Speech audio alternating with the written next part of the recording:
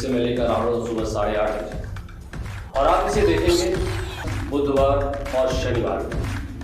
तो देखना न भूलिए मेरे साथ चाय पे चर्चा।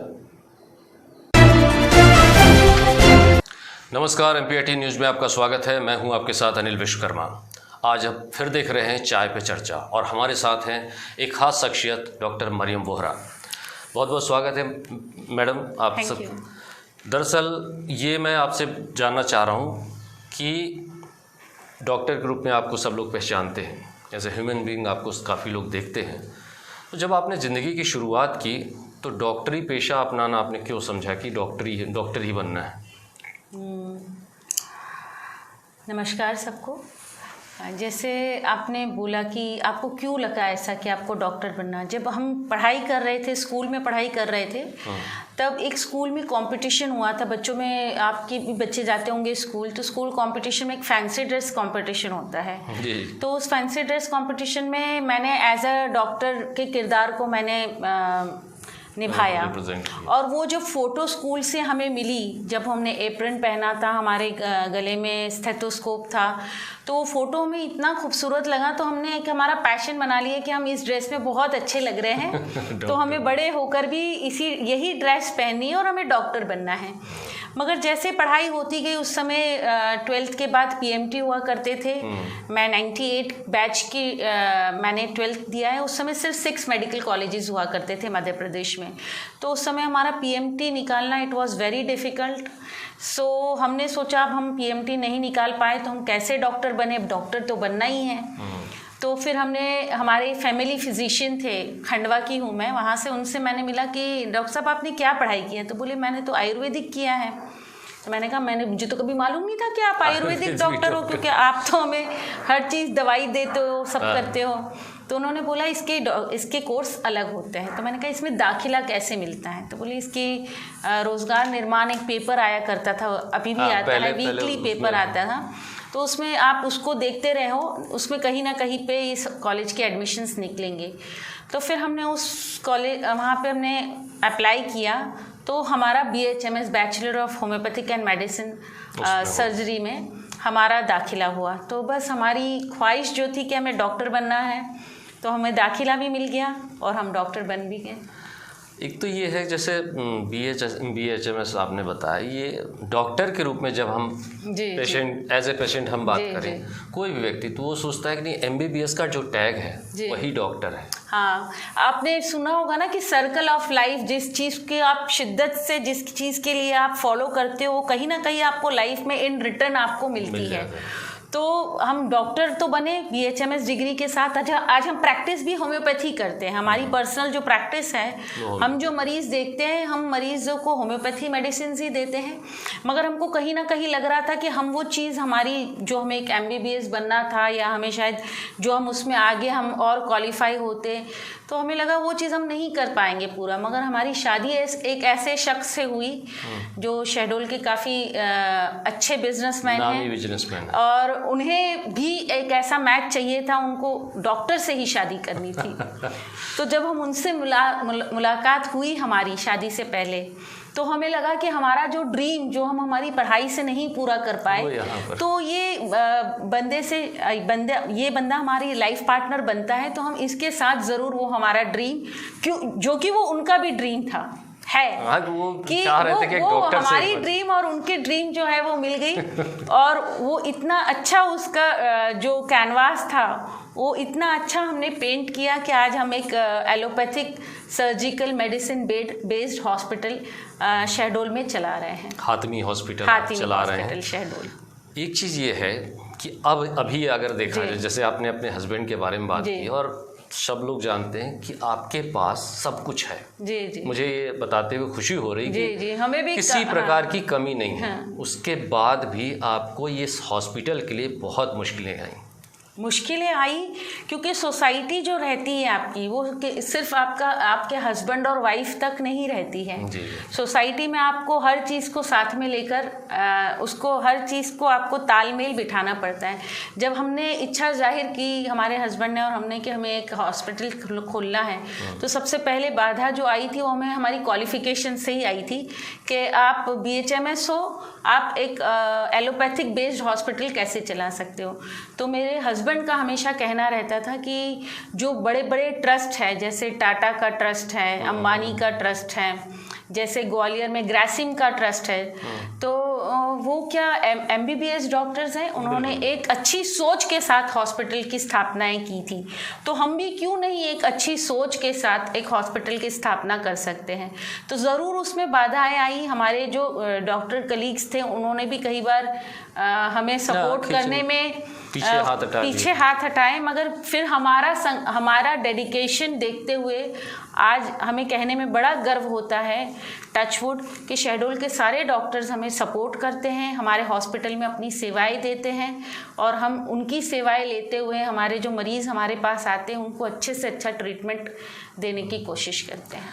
आपके पास फिर से मैं वही लौटूंगा पहले क्वेश्चन की ओर कि सब कुछ है जी, आप खुद का हॉस्पिटल क्यों नहीं खड़ा कर पाए? ये इसका जितना बेसब्री से इंतज़ार आपको है, इतना ही ज़्यादा बेसब्री से इंतज़ार हमें है कि शहडोल में हम अपना खुद का हॉस्पिटल बनाएं।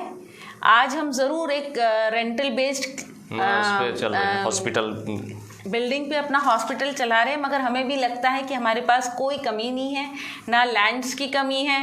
और आप जानते हैं हमारे जितने रिलेटिव्स हैं, और मेरे हस्बैंड खुद ये बिल्डिंग बिजनेस में है, बिल्डिंग रॉ मटेरियल सप्लाई करते हैं।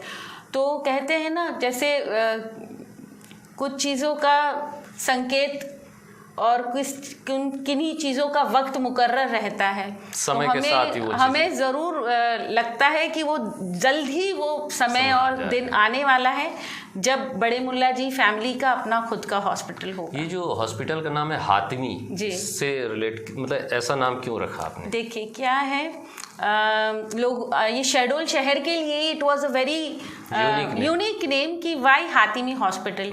सो हमारे स्पिरिचुअल लीडर है हिज होलीनेस डॉक्टर सैयदना आली कदर मुफद्दल सैफुद्दीन तवल्ला उमर शरीफ इला यौमिद्दीन, वो हमारे स्पिरिचुअल लीडर है, वो हमारे रहबर है। जी जी। तो हम कोई भी हमारा काम शुरू करते हैं तो हम उनसे परमिशन लेते हैं, और ये हम बहुत शुभ मानते हैं कि वो जो हम जिस चीज़ की, जिस इंस्टीट्यूट की हम उनसे परमिशन ले रहे हैं, उनका नाम वो हमें खुद दे।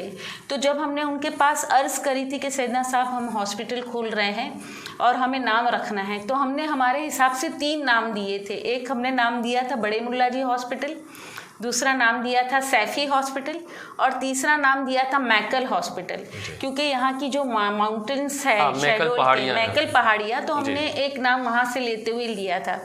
तो आपने हमारी पूरी अर्ज़ सुनी और फिर आपने अपने लब मुबारक से, मतलब अपने खुद बोलते हुए आपने कहा कि नहीं, आप हॉस्पिटल, आपके हॉस्पिटल का नाम रहेगा हातिमी हॉस्पिटल। और जो हातिम नेम है वो हमारे 3rd in rank spiritual leader Syedna Hatim, जिनकी श्राइन, जिनकी मज़ार जो है यमन में है।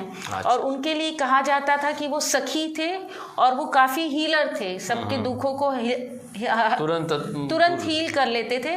तो उन्होंने नाम दिया कि आपके हॉस्पिटल का नाम हातिमी हॉस्पिटल रहेगा।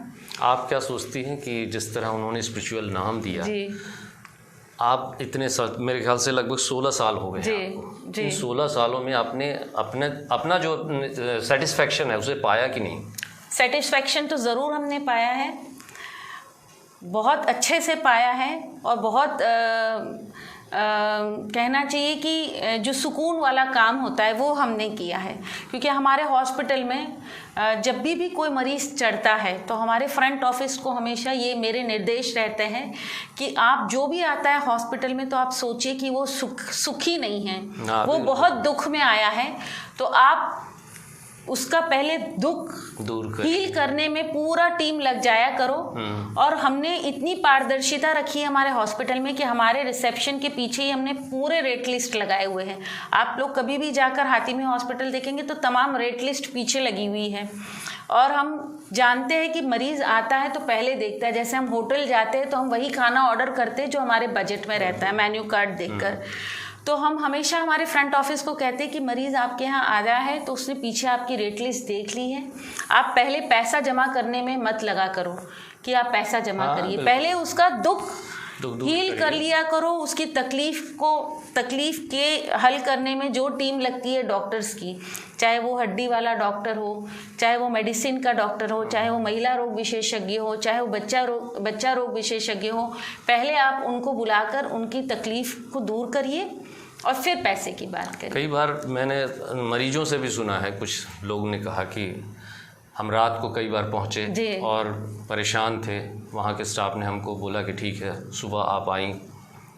एक तरह से माँ की तरह आपका जो ट्रीटमेंट है वहाँ दिखाई दे। ठीक है, मेडिसिन अलग जी, मेडिसिन पर कुछ मेरे तो रोंगटे खड़े हो रहे हैं आपसे बात करते हुए कि जब उस समय आप आती हैं तो मरीज का जो रिएक्शन होता है कि जैसे नहीं कि अब मैं ठीक हूँ, जी, ये भावना जो थी वो, क्योंकि देखिए एक चीज़ बहुत अच्छे से आप किसी को ज़रूरत ना पड़े। हमारे यहाँ से जब भी पेशेंट डिस्चार्ज टिकट लेकर जाता है और हमसे गुड बाय कहता है और वो कहता है हम आपसे फिर मिलेंगे, तो मैं हाथ जोड़कर यही कहती हूँ कि ना आना पड़े आपको हॉस्पिटल वापस, आप मिलिए ज़रूर, मगर किसी दुख की वजह से हॉस्पिटल किसी को ना जाना पड़े। क्योंकि जब तक आप उसके पेन को नहीं समझेंगे, जब तक आप उसको ठीक नहीं कर पाएंगे, क्योंकि एंजाइटी इतनी रहती है, मरीज़ के जो परिजन रहते हैं वो इतने घबराए हुए परेशान से रहते हैं कि मरीज़ तो बेड पे रहता है, उनसे ज़्यादा हमें उनको मॉरल सपोर्ट देना रहता है। वही मॉरल सपोर्ट देने का काम मैं करती हूँ मेरे हॉस्पिटल में जाकर। बहुत सारे चैलेंजेस को लेकर आप आगे आई हैं। एक बात और करना चाहूँगा, जैसे कि आपका ड्रीम था जी कि डॉक्टर बनना, अब तो आप डॉक्टर बन गई जी, तो अब काम खत्म कि अभी और है?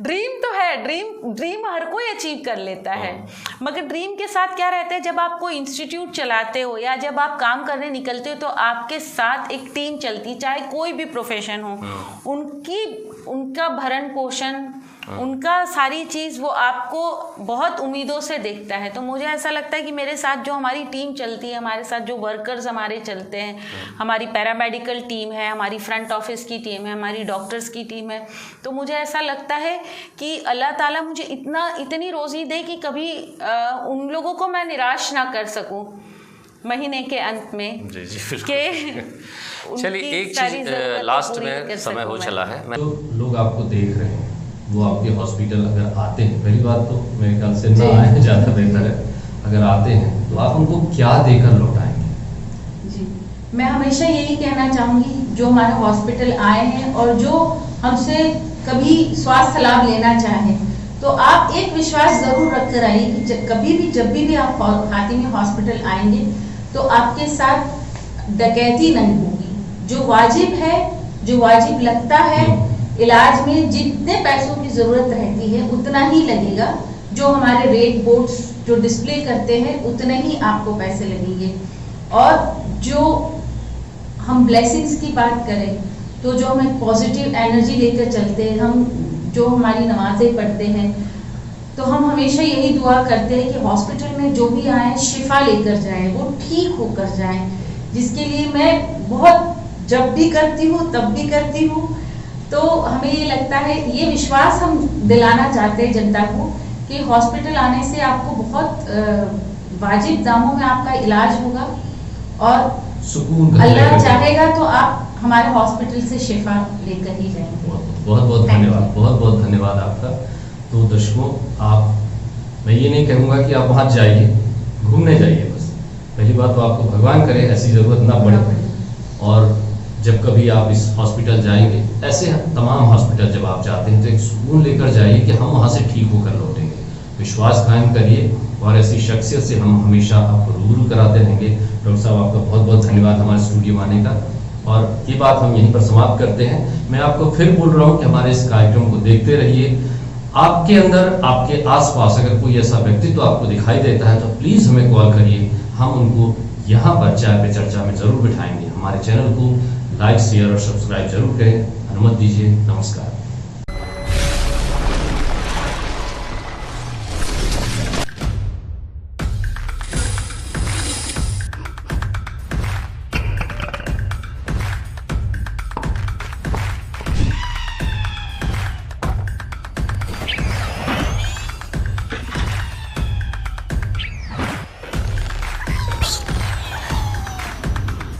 आज मेरे साथ जुड़िए एक खास कार्यक्रम में। जिसे मैं लेकर आ रहा हूँ सुबह 8:30 बजे, और आप इसे देखेंगे बुधवार और शनिवार को। तो देखना न भूलिए मेरे साथ चाय पे चर्चा।